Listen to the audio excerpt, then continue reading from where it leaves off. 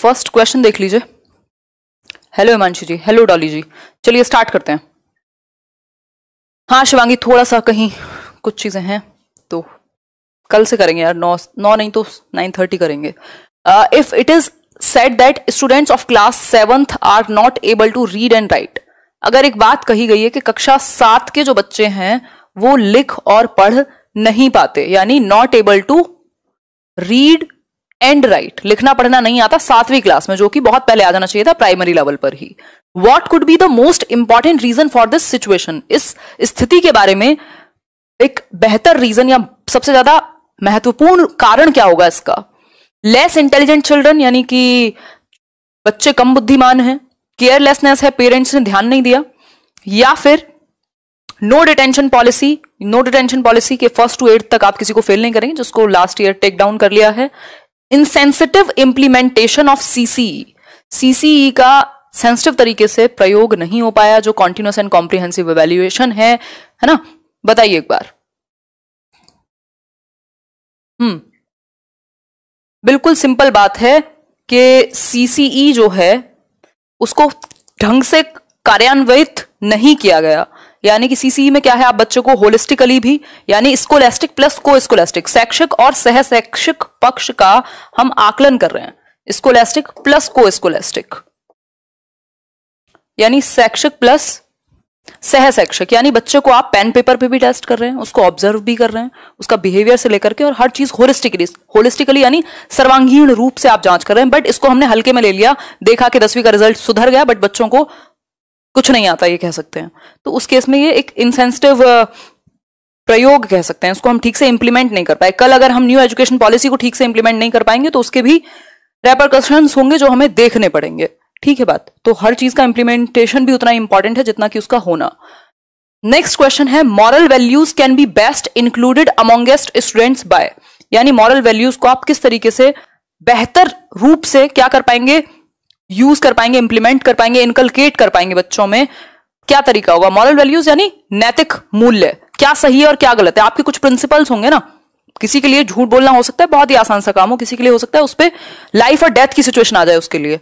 तो moral values की अगर हम बात करें, इनकलकेट करने की बात करें अगर मॉरल वैल्यूज, तो कौन सा एक तरीका बेहतर होगा? आंसर कीजिएगा एक बार। नहीं, यहां से तो कोई आपकी बफरिंग नहीं है। Arranging lectures of eminent persons, प्रख्यात व्यक्तियों के लेक्चर्स रखवाइए, को करिकुलर एक्टिविटीज, रेलिवेंट लिटरेचर, या फिर teacher as a role model. सबसे बेहतर तरीका किसका मॉरल वैल्यूज को इनकलकेट करने का? ये केवीएस में भी आपको काम आएगा क्वेश्चन, ये सीटेट में भी काम आएगा, है ना? बताओ एक बार। सीटेट कब होगा? अगर चीजें ठीक रही तब दिसंबर, नहीं तो और आगे भी जा सकता है ना? पहले तो नीट जेई करा लें ये लोग। बी और डी में कंफ्यूज हैं आप लोग। को करिकुलर एक्टिविटीज तो स्पोर्ट्स हो गया, ड्राइंग हो गई, पेंटिंग हो गई, बहुत ज्यादा उद्देश्य नहीं है को करिकुलर एक्टिविटीज का मॉरल वैल्यूज को डेवलप करना। Arranging lectures of eminent persons, ठीक है, लेकिन प्रख्यात व्यक्ति तो कभी कभी आएंगे ना स्कूल में। आप रोज तो डॉक्टर एपीजे अब्दुल कलाम को नहीं बुला सकते, आज तो खैर बुला ही नहीं सकते, है ना? तो क्या होगा? डेली कौन है बच्चे के सामने? शिक्षक है। तो इसलिए शिक्षक का आइडियलिस्टिक होना जरूरी है।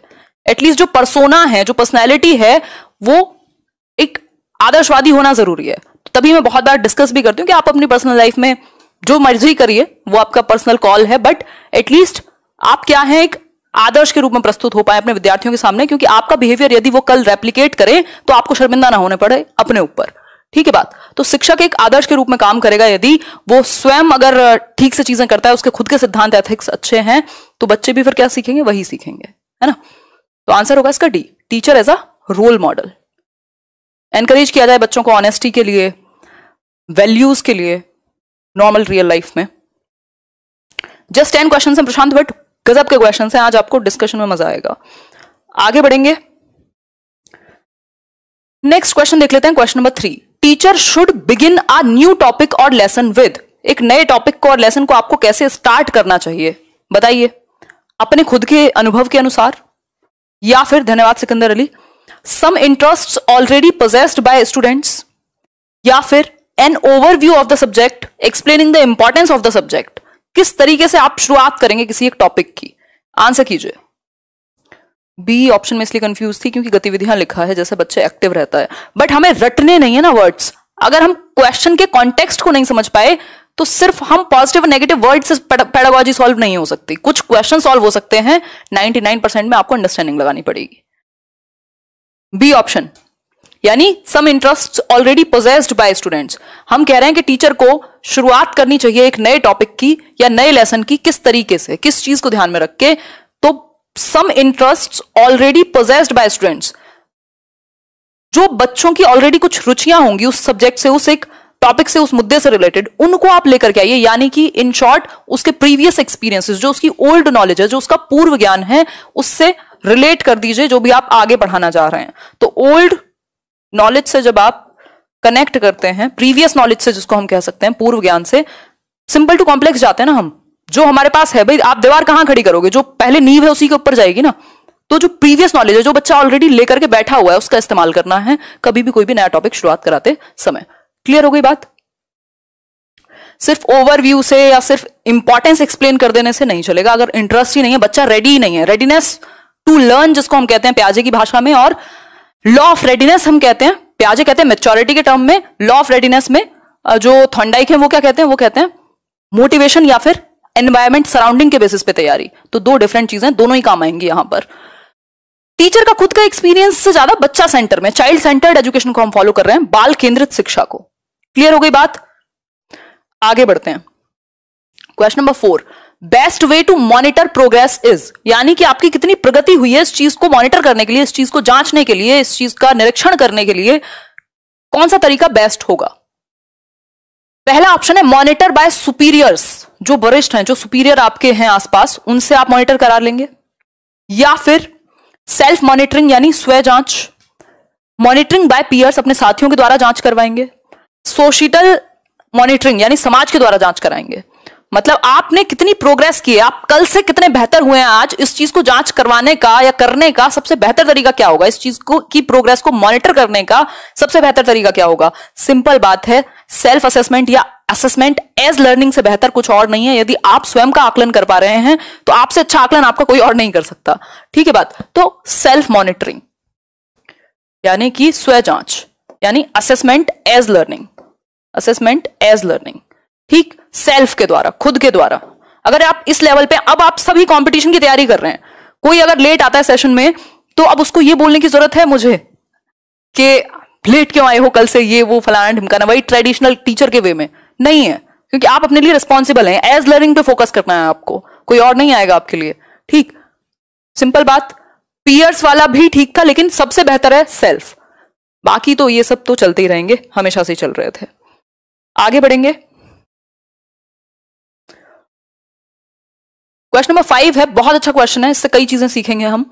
As per RTE act, right to education act 2009 की अगर हम बात करें, जो कहता है 6 से 14 वर्ष के बच्चों को हम फ्री एंड कंपलसरी एजुकेशन दें, यानी अनिवार्य एवं निःशुल्क शिक्षा। ठीक, a full time head teacher is provided in a school. Full time head teacher यानी हेडमास्टर या फिर जो भी आप प्रिंसिपल कह दे रहे हैं कई जगह पर, प्रोवाइड किया जाना चाहिए एक स्कूल में।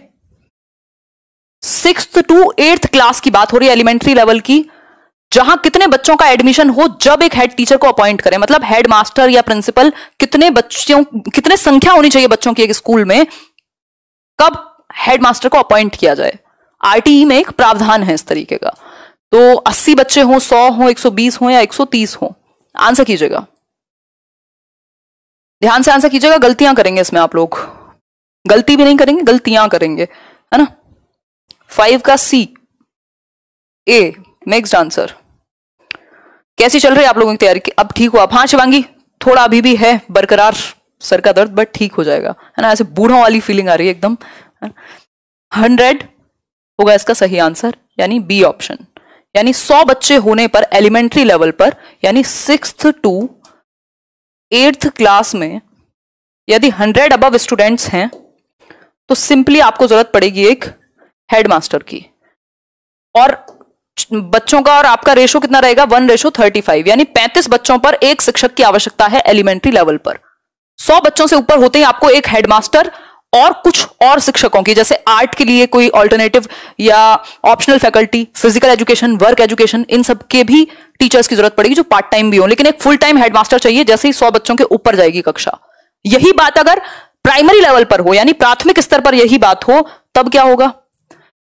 अगर प्राथमिक स्तर पर हो तो 121 के बाद 121 से 200 बच्चे के बीच में 4 टीचर, 4 या 5 आई थिंक है, 4 टीचर और 1 हेडमास्टर।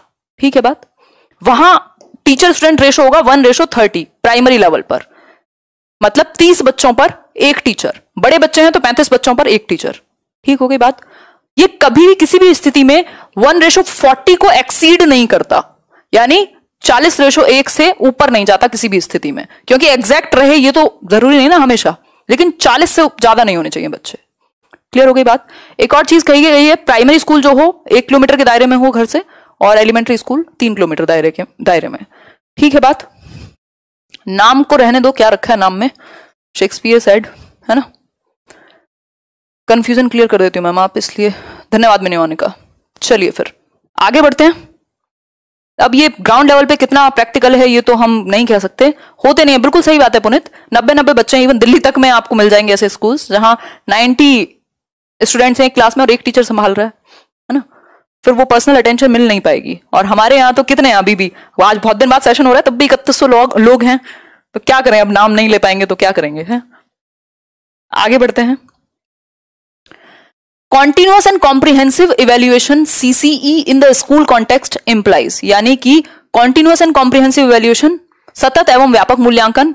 सतत का मतलब है पूरे साल कॉन्टिन्यूटी में आप ऑब्जर्व कर रहे हैं बच्चे को, किसी ना किसी रूप में आकलन कर रहे हैं। और कॉम्प्रिहेंसिव मतलब उसके स्कोलास्टिक शैक्षिक पक्ष, पेन पेपर वाला भी और भाग दौड़ वाला भी है उसके, और क्रिएटिव एस्पेक्ट भी, यानी होलिस्टिकली आप आकलन कर रहे हैं। CCE की यदि हम बात करें तो स्कूल को किस रूप में इसको इंप्लाय करना चाहिए? Continuous monitoring of teachers performance, यानी शिक्षकों के प्रदर्शन को मॉनिटर करना continuously. Assessment not to be spread over the total instructional time, assessment को टोटल टाइम से ज्यादा नहीं देना है। Assessment of both scholastic and co scholastic aspects of children's learning, यानी कि शैक्षिक पक्ष भी और सह शैक्षिक पक्ष भी। Making teacher accountable to both parents and school, teacher accountable, बच्चे को सेंटर में रखना है ना, तो तीनों ही बातें कुछ और कह रही हैं। ठीक, जो सबसे बेस्ट आंसर आएगा वो सिंपल है कि आप बच्चे के सभी पक्षों को, इसमें 2 पक्ष हैं, एक स्कोलास्टिक दूसरा है को स्कोलास्टिक। स्कोलास्टिक यानी शैक्षिक पक्ष जो उसके पढ़ाई लिखाई पेन पेपर से संबंधित है, को स्कोलास्टिक उसकी बाकी एक्टिविटीज हो सकती हैं, को करिकुलर एरियाज हो सकते हैं, चाहे वो ड्राइंग हो, पेंटिंग हो, स्पोर्ट्स हो, डिबेट हो या कुछ और हो। ठीक हो गई बात? आंसर हो गया C। आगे बढ़ जाएंगे इसी के साथ, इसी के साथ आगे बढ़ जाएंगे, क्योंकि आगे बढ़े बिना है नहीं जीवन में कुछ। क्वेश्चन नंबर 7 है, the corporal punishment in schools has been prohibited by, मतलब मुर्गा नहीं बनाओगे आप बच्चे को, है ना, डंडा नहीं उठाओगे, इवन मेंटली भी आप उसको प्रताड़ित नहीं कर सकते। ये कब से लागू हुई है ये बात, कॉर्पोरल पनिशमेंट की, शारीरिक दंड? चाइल्ड लेबर प्रोहिबिशन एक्ट के द्वारा, national policy on education 1986, NCF 2005 या RTE एक्ट 2009। आंसर कीजिएगा। अगले साल हम कुछ और नए तरीके का पढ़ रहे होंगे 2021 में, यदि न्यू एजुकेशन पॉलिसी लागू हो गई तो अभी अच्छे से पढ़ लो ताकि बिल्कुल नया ना पढ़ना पड़े, थोड़ा पुराना भी काम आता रहे। 7th का C, ये मत सोचो कोरोना में पढ़ना नहीं है यार, NCF थोड़ी ना ऐसी बातें करता है। नेशनल पॉलिसी तो बहुत पहले आई, चाइल्ड लेबर एक्ट भी नहीं। RTE एक्ट इस बारे में बात करता है कि आप बच्चे को मुर्गा मुर्गी कुछ नहीं बनाएंगे। RTE एक्ट यानी फ्री एंड कंपलसरी एजुकेशन 6 से 14 वर्ष के बच्चों के लिए, थ्रेटनिंग एनवायरमेंट ना हो, डंडा नहीं उठाएंगे आप, नहीं तो कंप्लेन कर देगा बच्चा जाकर के और फिर आप परेशान होंगे कि नौकरी कैसे बचाएं। ठीक है बात? आगे बढ़ेंगे। क्वेश्चन नंबर 8 है, conditions of learning were given by, conditions of learning were given by यानी सीखने की शर्तें कह लीजिए या कुछ और भी कह सकते हो कंडीशंस को आप। स्किनर, रॉबर्ट, गैने, वॉटसन या मैस्लो, किसने दिए हैं कंडीशंस ऑफ लर्निंग? आंसर कीजिए, बताओ एक बार। A ऑप्शन यानी स्किनर, जी नहीं, गलत हो गया ना। रॉबर्ट गैने, रॉबर्ट गैने, गैने की जो हायरार्की है ना लर्निंग की, आपको याद होगी, स्पेशली यूपी के कई एग्जाम्स में पूछी गई है और DEET+B में भी। हायरार्की ऑफ लर्निंग यानी सीखने का अनुक्रम जिसमें 8 प्रकार की लर्निंग्स हैं, यानी 8 प्रकार हैं, 8 लेवल्स हैं आपके क्या सीखने के। तो रॉबर्ट गैने की बुक है जिसका नाम है 1965 में आई थी, कंडीशंस ऑफ लर्निंग 1965 में पब्लिश हुई थी। ठीक है बात? आप देखना चाहेंगे इस बुक की पिक्चर तो अभी दिख जाएगी आपको नेक्स्ट स्लाइड में। तो आंसर होगा Robert Gagne, hierarchy of learning, hierarchy of learning. आगे बढ़ जाएंगे इसी के साथ। ये है conditions of learning, Robert Gagne, 3rd edition है हालांकि ये, तो इससे भी अगर हम याद रख पाएं तो हमारे लिए बेहतर है, पिक्चर को दिमाग में रख पाएं तो, क्योंकि कितने लर्नर्स 65% जो लोग हैं वो विजुअल लर्नर्स होते हैं अगर हम लर्निंग स्टाइल की बात करें तो। ठीक है, बात क्लियर हो गई होगी बात। आगे बढ़ेंगे।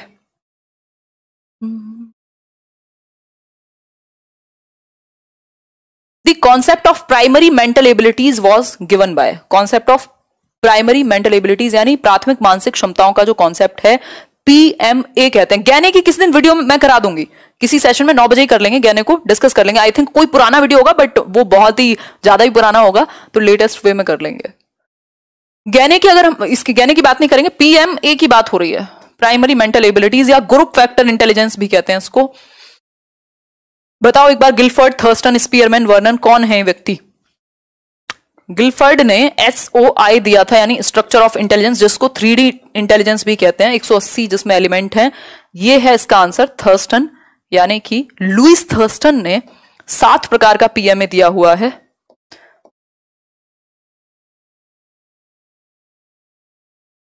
ये हैं वो 7 प्रकार, SPNV, WMR स्पेशल फैक्टर है।